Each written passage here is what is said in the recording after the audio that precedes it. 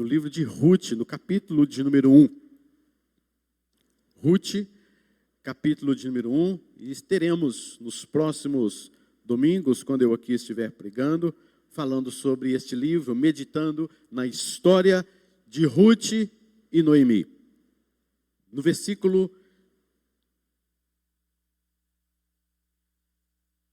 de número 1 até o versículo de número 22, lerei este texto. Nos dias em que julgavam os juízes, houve fome na terra. E um homem de Belém de Judá saiu a habitar na terra de Moabe com a sua mulher e seus 2 filhos. Este homem se chamava Elimeleque e sua mulher Noemi. Os filhos se chamavam Malom e Quilion, efrateus de Belém de Judá, vieram à terra de Moabe e ficaram ali. Morreu Elimeleque, marido de Noemi, e ficou ela com seus 2 filhos, os quais casaram com mulheres moabitas. Era o nome de uma órfã e o nome da outra, Ruth. E ficaram ali quase 10 anos. Morreram também ambos, Malom e Quilion, ficando assim a mulher desamparada de seus 2 filhos e de seu marido. Então se dispôs ela com as suas noras e voltou da terra de Moabe, porquanto nesta, em Belém, ouviu que o Senhor se lembrara do seu povo, dando-lhe pão. Saiu, pois, ela com as suas 2 noras do lugar onde estivera.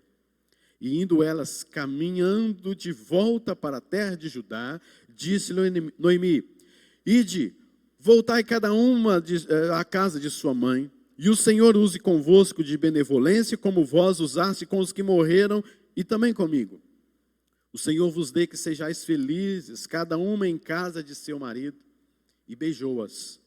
Elas, porém, choraram em alta voz e lhe disseram: Não, nós iremos contigo ao teu povo. Porém Noemi disse: Voltai, minhas filhas, porque irias comigo?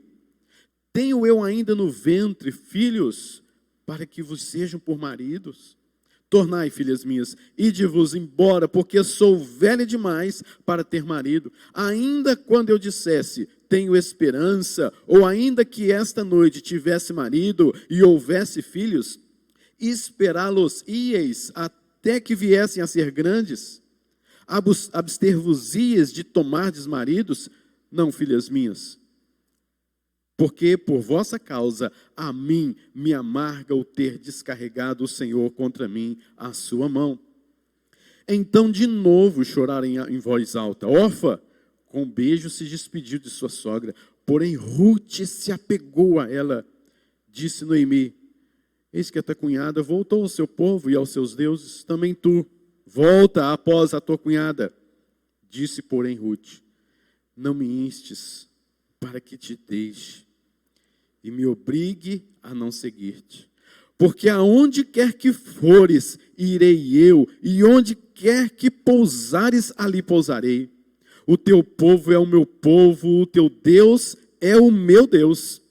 Onde quer que morreres, morrerei eu, e aí serei sepultada.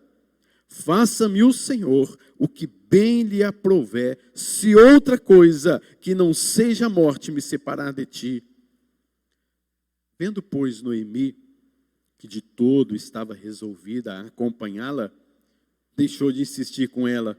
Então ambas se foram até que chegaram em Belém. Sucedeu que, ao chegarem ali, toda a cidade se comoveu por causa delas. E as mulheres diziam: Não é esta Noemi? Porém ela lhes dizia: Não me chameis Noemi, chamai-me Mara. Porque grande amargura me tem dado o Todo-Poderoso. Ditosa eu parti, porém o Senhor me fez voltar pobre. Por que, pois, me chamarias Noemi, visto que o Senhor se manifestou contra mim e o Todo-Poderoso me tem afligido? Assim voltou Noemi da terra de Moabe com Ruth, sua nora, a moabita, e chegaram a Belém no princípio da cega da cevada. Só até aí, queridos.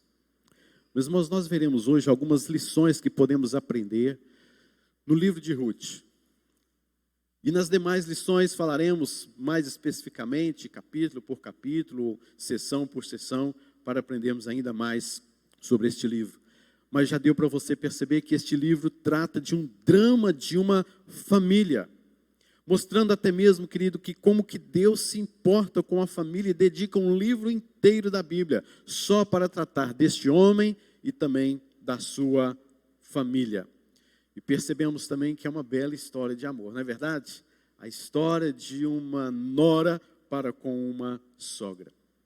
E este livro exalta a virtude de uma mulher moabita e mostra como uma viúva moabita, Ruth, se converte ao Deus de Israel e se converte também à sua sogra e se insere no meio do povo de Deus para ser bênção. Se você não sabe, esta mulher se torna a bisavó do rei Davi e uma das ancestrais do próprio Senhor Jesus Cristo. Um detalhe importante que é necessário frisarmos ao lermos e estudarmos o livro de Ruth é que esta mulher foi narrada por sua sogra e obrigada, recebeu uma ordem para que ela a abandonasse e voltasse para a sua terra.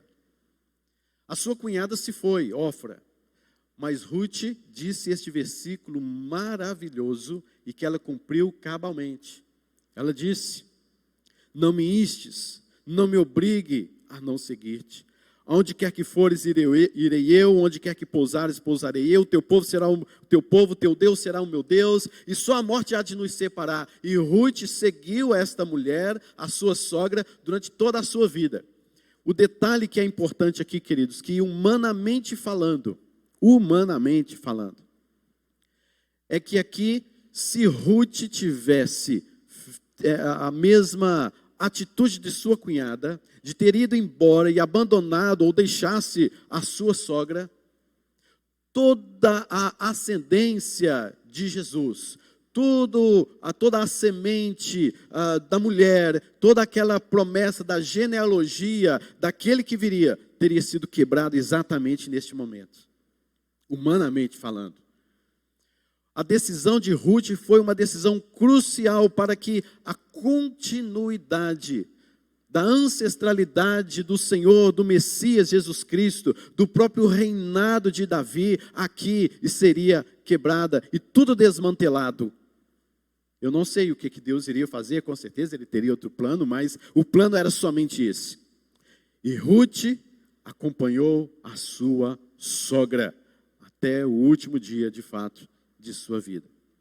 Essa história, queridos, é a história de um drama familiar. Perceba você, decisões, indecisões, finanças, riquezas, pobrezas, imigração, doença, morte, viuvez, amargura contra Deus. Por que eu gosto também de toda a Bíblia, mas do livro de Ruth, como a gente está meditando? Porque tem coisas muito parecidas com as nossas coisas. Pobreza, viuvez, morte, assombrações, indecisões, amarguras, questionamentos. É tudo que tem no livro de Ruth, tem também na nossa vida. Este livro trata especificamente de pelo menos 3 coisas: força da amizade, a bênção da providência de Deus e a recompensa da virtude. Veremos isso no decorrer da história deste livro. E uma das marcas desse livro é a instabilidade econômica, a instabilidade moral, a instabilidade social e, com certeza, a instabilidade espiritual. Diz o texto que, se você for olhar no versículo número 1, nos dias em que julgavam os juízes. Este acontecimento de Ruth, a história de Ruth, aconteceu quando os juízes ainda governavam a terra. E este tempo é o tempo desde a morte de Josué até a nomeação do rei Saul, o que abrange aí cerca de 350 anos. Mas alguns daqueles estudiosos, eles afirmam que, basicamente, tudo que diz respeito a um contexto de Ruth aconteceu na época do juiz Gideão, descrito em Juízes no capítulo de número 6. Portanto, debaixo do juiz Gideão, possivelmente aconteceu a história de Ruth. Nos dias em que julgavam os juízes. Se você puder, abra comigo Juízes, o último versículo, que é o capítulo 21, versículo 25, que nos diz: naqueles dias não havia rei em Israel, cada um fazia o que achava mais reto. E aí começa o livro de Ruth. Mas este versículo, se você for olhar, ele está abrangendo toda a época e ocasião do livro dos Juízes. Porque ora o povo se erguia buscando a Deus por livramento, e quando conseguia esse livramento, o povo voltava, baixava a sua moral, baixava a sua vida espiritual, nada estava mais de acordo com os propósitos de Deus na vida daquele povo, e eles voltavam a fazer o que desse na teia, o que eles queriam fazer, porque não havia aquele juiz que de fato pegava para valer em algumas ocasiões, e levava o povo à adoração a Deus. E não é diferente também na época de Ruth, na época de Noemi, mas há alguns contrastes muito claros no livro dos Juízes e no livro de Ruth. No livro de Juízes há guerras, há contendas, há planos estratégicos de morte. No livro de Ruth há expressões de amor e de verdadeira amizade. No livro dos Juízes, nós vamos encontrar o juízo de Deus, a mão pesada de Deus punindo a loucura do pecado daquele povo. No livro de Ruth, nós vamos encontrar que o amor e a virtude estão sendo recompensados por Deus. No livro de Juízes, há uma sociedade tremendamente dominada por homens. No livro de Ruth, os personagens são duas mulheres que desafiam a crise, a adversidade, a tribulação e agiram com fé na providência de Deus sobre suas vidas. E eu concluo assim sobre esses contrastes, quando ao ler e meditar no livro de Juízes, Ruth, o que a gente pode chegar, queridos, à conclusão é de que o livro dos Juízes é a tristeza que dura uma noite. E o livro de Ruth, você começa percebendo a alegria que vem, resplandece pela manhã. As crises vividas por esta viúva, Noemi, não foram crises simples. Crises tais que muitos estão passando, já passaram, ou possivelmente, não quero desanimar você, mas possivelmente também você passará. Primeiro, querido, primeira crise vivida por Noemi foi a mudança de sua cidade para Moabe, uma cidade perversa que detestava os judeus, uma cidade em que mais tarde o próprio rei Josafá, porque ele soube que os moabitas acamparam-se ao seu redor, na cidade de Judá, e Josafá teve medo e não sabia o que fazer, mesmo diante de seus 1.600.000 homens bem armados, estrategistas, mas ele ficou com medo, porque os moabitas acamparam-se ao redor de Judá, e ele não soube o que fazer, e teve medo, e buscou ao Senhor. E foi exatamente para essa terra que Elimeleque, quando vivo, obviamente, levou a sua família para aquela cidade para tentar uma vida nova. E aí começa uma série de crises na vida desta mulher, Noemi. Porque a segunda crise que ela passa é que ela perde o seu marido. A outra crise que ela passa logo em seguida, dentro de pouco tempo, num tempo de pelo menos 10 anos, ela perde os seus 2 filhos. Já pensou? Que dificuldade? Outra crise que ela passa, claro, junto com essa, é a própria crise da viuvez. Meus irmãos, a segurança de uma mulher casada naquele tempo era viver com o seu marido.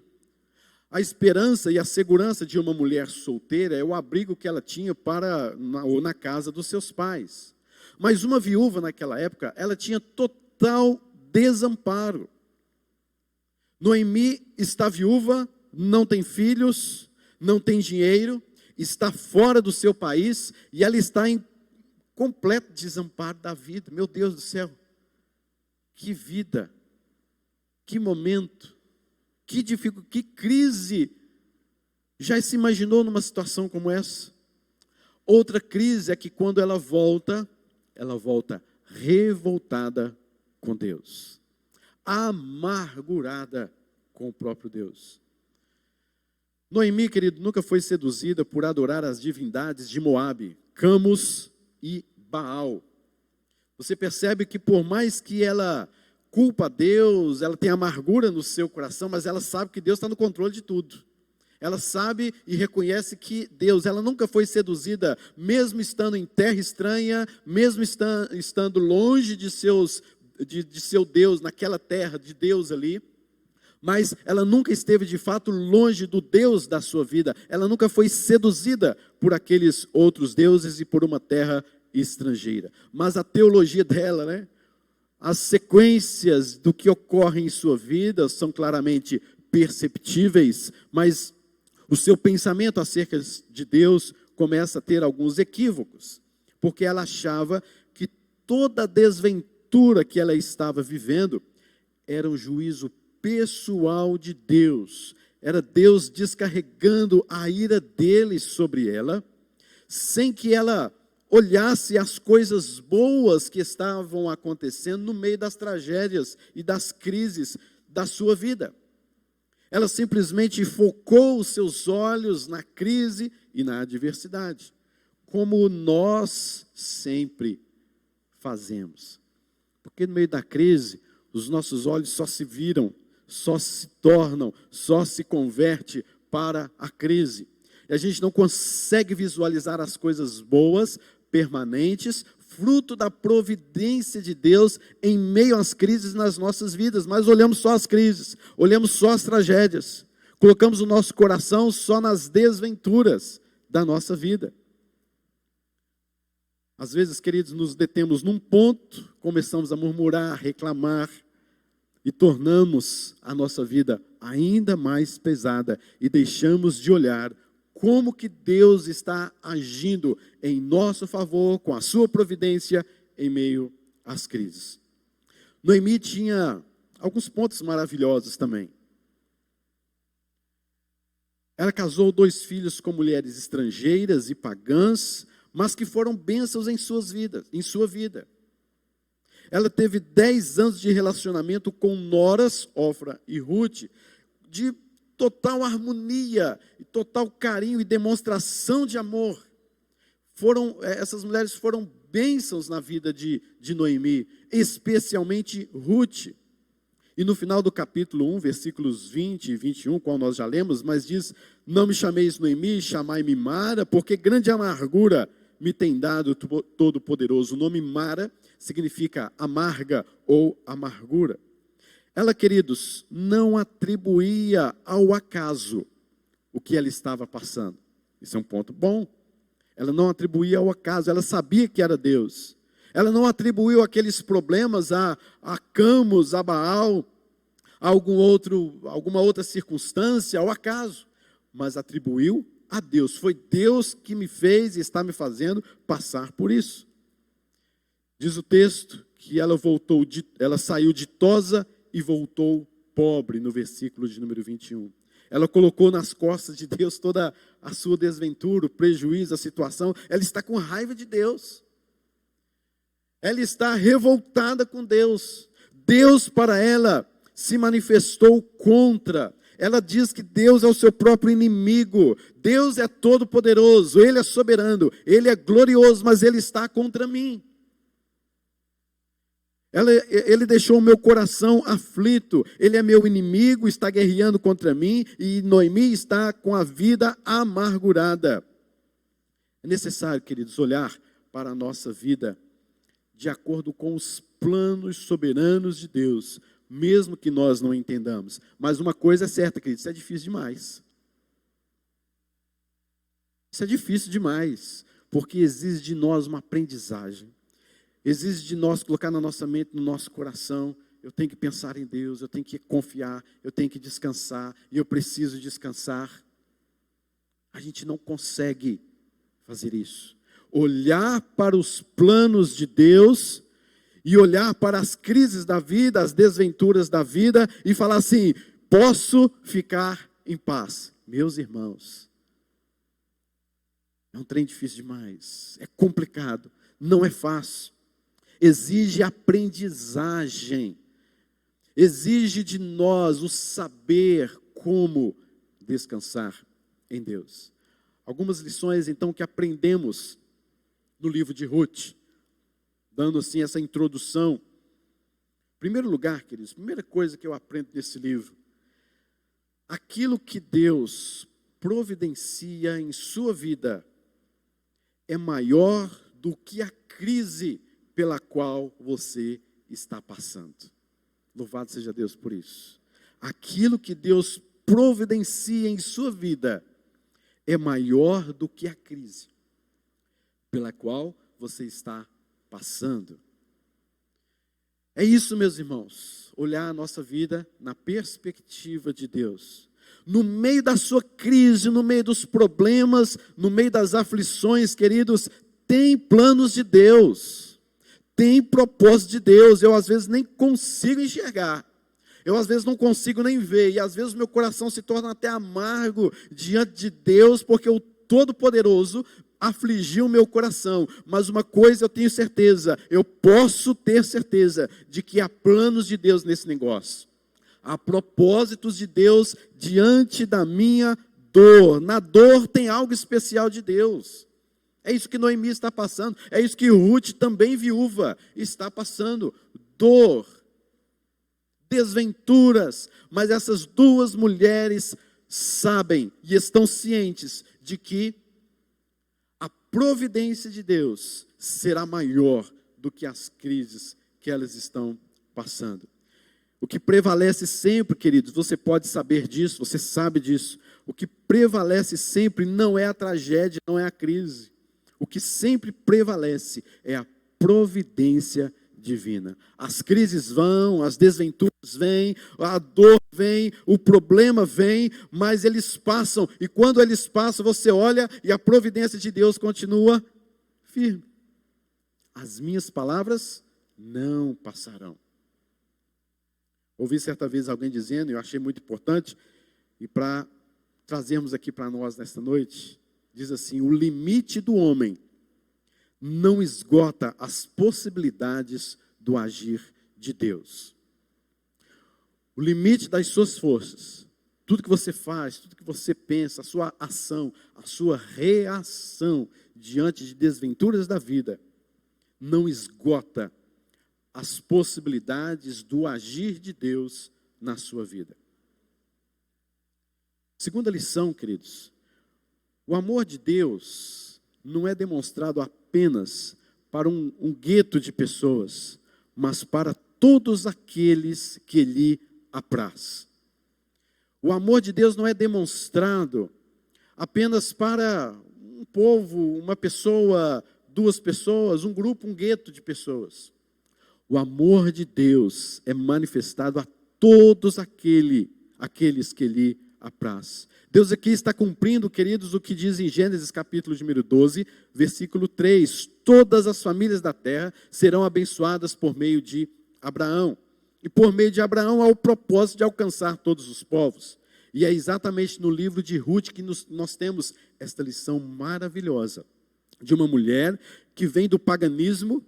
É uma mulher estrangeira, é uma mulher idólatra, ela se converte ao Deus de Israel, se torna a bisavó do rei Davi, e ela se torna ancestral na genealogia, então, do Senhor Jesus Cristo. Olha que plano maravilhoso de Deus, olha como Deus age com o seu amor, com a sua providência na vida desta mulher.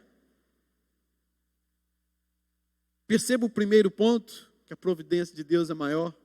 Perceba o segundo ponto, que o amor de Deus está se manifestando mesmo em meio às crises da vida, porque Ele ama a quem lhe apraz e manifesta este amor do jeito que lhe apraz. Quem sou eu?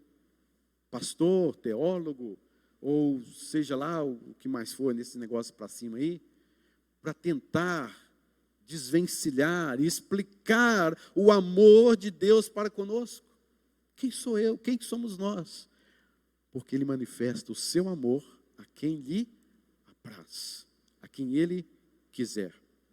Perceba que a participação no reino de Deus não depende, querido, da carne e sangue, e sim da obediência de fé dada por nós, por meio do Espírito Santo.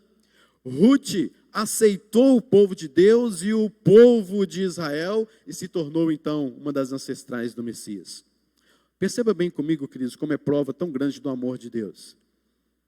Você quer ver prova do amor de Deus? Vai para a genealogia de Mateus, capítulo número 1. Leia a genealogia que você vai ver prova tão grande do amor de Deus sobre pessoas, ou seja, a quem lhe apraz. Nós teríamos dificuldades, se eu fosse o escritor, ali daquele momento de genealogia, talvez se você fosse, nós teríamos dificuldades em colocar algumas mulheres na genealogia de Jesus. Por exemplo, na genealogia de Jesus, há uma mulher chamada Raabe. Você lembra de Raabe, não lembra? Ela era o quê? Uma prostituta. A gente vai um pouquinho mais adiante, a gente vê na genealogia de Jesus Tamar. Sabe quem era essa mulher? Era uma mulher adúltera. Ela adulterou com seu próprio sogro. Está na genealogia de Jesus essa mulher. A outra mulher, Ruth, uma idólatra, estrangeira, moabita. Deus me livre desse povo. Sabe quem é a outra mulher? Batseba. Aquela que adulterou com o grande rei Davi. Estão na genealogia de Jesus. Prova de quê?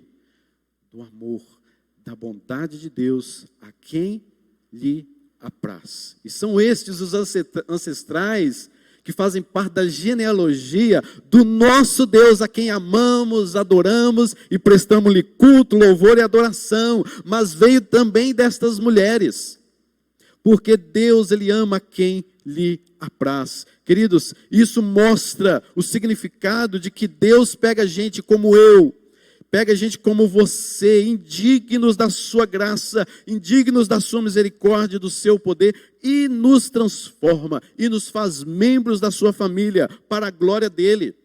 E nos restaura, e levanta em nós um novo homem, uma nova mulher, e coloca em nós o seu Espírito, e diz para nós que Ele nos ama e está nos fazendo, e fazendo de nós os seus próprios filhos. Somos indignos como Ruth, como Tamar, como Batseba, como Raabe, mas o Senhor transformou a nossa vida.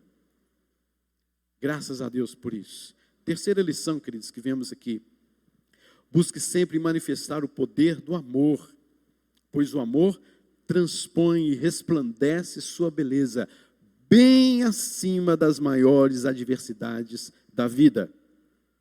Busque sempre manifestar o poder do amor, pois o amor transpõe e resplandece sua beleza bem acima das maiores adversidades da vida.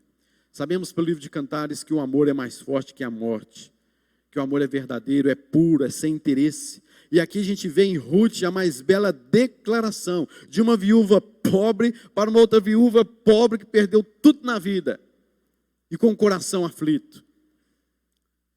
Não me enches para que te deixe e me obrigue a não seguir-te. Onde quer que fores, irei eu. Uma das maiores declarações de amor. Vendo, pois, Noemi que de todo estava resolvida e acompanhá-la, deixou de insistir com ela, porque o amor transpôs todo o conceito que Noemi tinha em seu coração, toda a decisão que elas estavam fazendo naquela encruzilhada da vida, e agora Noemi se rende a um verdadeiro amor, de amizade, de sogra, e mais tarde você vai ver até mesmo um amor de própria mãe e companheira. Ruth não tinha nada para lhe dar, nada para oferecer, mas um amor que se dispõe a deixar a sua terra, a deixar a sua casa, a deixar os seus pais, a sua parentela, os seus amigos, os seus deuses, a sua cultura, tudo para trás e dizer: aonde quer que tu fores, irei eu. A manifestação, o poder da manifestação do amor é maior do que as crises que você esteja passando. Isso reflete dentro da família. há crises dentro da família. A manifestação do amor deve ser maior do que essas crises. Há problemas entre relações, sejam lá do seu trabalho, seja onde for. A demonstração de amor deve ser maior do que qualquer crise que você esteja passando. Eu estou falando de um amor verdadeiro, puro, bíblico, genuíno. Deve transpor a todo tipo de crise. Em quarto e último lugar, veremos mais lições no outro domingo, para não ficar muito prolongado, mas em quarto lugar, fortaleça amizades dentro da sua própria família. Lá é o primeiro lugar que precisa fortalecer a amizade. Fortaleça a amizade dentro da sua casa, dentro da sua família. Lá é o primeiro lugar que você deve manifestar o valor e fortalecer a amizade. Queridos, a nossa casa, a sua casa é um lugar de refúgio, é um lugar de segurança. Você viu aí nessa crise louca que estamos passando ainda, né? Colocaram até a hashtag, ficou conhecido como todo mundo aí, como é que chama? Fica em casa. Até mesmo aqueles, queridos, que não têm qualquer convicção de Deus, entendem que a casa é um lugar de refúgio, a casa é um lugar onde você não pode ficar doente, vamos dizer assim, apesar que não foi bem assim, né? Apesar que muitos ficaram em casa, mas tiveram também a crise da Covid. Mas o princípio é esse, que a casa é um lugar de refúgio, então fica lá na sua casa, não vai no seu trabalho, não vai aquilo outro e tal. A gente tem aí umas certas, né, condições, enfim. Mas o fato é que o ser humano, ele entende que a casa é um lugar de refúgio, de segurança, de apoio. E é ali que você deve fortalecer a amizade com o seu irmão. O perdão está ali, com a sua esposa, com o seu marido. É ali na sua família, com a sua mãe, com o seu pai, com o seu filho, que você deve fortalecer a amizade. Queridos, é dentro de casa que a gente aprende a ser paciente, a ser longânimo, a esperar. É dentro de casa que a gente aprende a ter domínio próprio, né? Os casados, é com o relacionamento com a sua esposa, com o seu esposo, que você aprende a ter domínio próprio, que você aprende a ter paciência. Não é na igreja simplesmente, não é lá no seu trabalho com o seu patrão, é com a sua esposa, é com o seu marido. A exercer o perdão, porque você tem que perdoar mesmo, e o negócio é todo dia ali, abrir o coração para o perdão. Nas finanças, você aprende até a lidar com finanças dentro da sua casa, administrador da família. É ali, queridos, que aprendemos a entender a mente do outro, a buscar a Deus, é onde aprendemos a cultuar a Deus, é dentro da nossa casa. Por isso, queridos, é necessário você sentar com seu filho, sentar com a sua esposa, sentar com o seu marido e aprender da palavra de Deus e fortalecer a amizade, fortalecer o relacionamento, assim como o Ruth fez com Noemi. Elas estiveram juntas, apesar da crise, da terrível adversidade e da dor que as duas estavam sentindo. Desamparadas, viúvas, sem dinheiro, com amargura no coração, revoltado contra Deus, mas essas duas mulheres se assentaram e fortaleceram aquilo que é base para o crescimento, aquilo que seria base para assentar a providência de Deus no decorrer da história. Fortaleça a sua amizade dentro da sua casa. Se você, queridos, não fortalece, se nós não fortalecemos as amizades dentro das nossas casas, a primeira frustração que você tem com amigos, você não tem para onde correr. O filho pode ser filho, fazer o que fizer, quando ele perde seus amigos, o refúgio dele deveria ser a sua casa, o seu pai. O pai nunca perde o olhar sobre o seu filho, sobre a sua filha. Da mesma forma o marido com a esposa, porque aconteça o que acontecer lá fora, a família sempre será um local de refúgio para você. Agora a Bíblia nos fala da família de Deus, né? Que nós somos a família de Deus. Então, trazendo isso para o nosso contexto, querido, fortaleça a sua amizade dentro da igreja. Eu digo isso e não tenho nenhum medo de dizer que se você não tem nenhuma amizade, se algum membro não tem nenhuma amizade dentro daquela igreja, ele não fica naquela igreja. porque ele precisa de amizade. Ele tem que caminhar junto, ele tem que aprender a paciência junto, ele tem que aprender o domínio próprio, ele tem que estar aprendendo sobre o perdão junto. Ele precisa de amizades dentro da sua igreja, dentro da sua comunidade, porque somos família de Deus. Então, estruture a sua amizade dentro da sua igreja.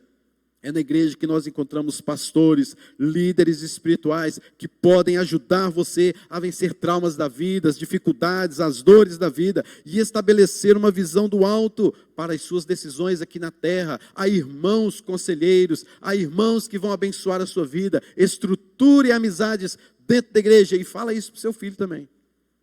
E fala isso para a sua filha também.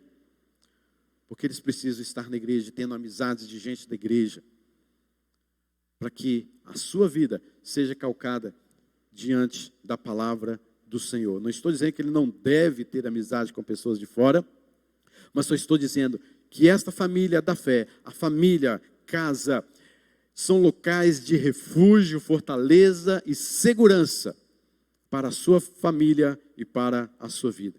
Queridos, eu vou deixar aqui, próximo domingo, ou quando eu for pregar, quero dar continuidade às lições que aprendemos no livro de Ruth. Eu desafio os irmãos a lerem este livro, a procurar as lições deste livro, a se fortalecer, que diante das crises e de todos estes problemas que essas mulheres passaram, o Senhor esteve com elas. Deus estava pintando um quadro e elas não entendiam nada desse quadro. Deus estava fazendo um tapete como um bom tapeceiro, mas quem estava vendo, quem estava vivendo, não estava entendendo nada do que seria aquele tapete.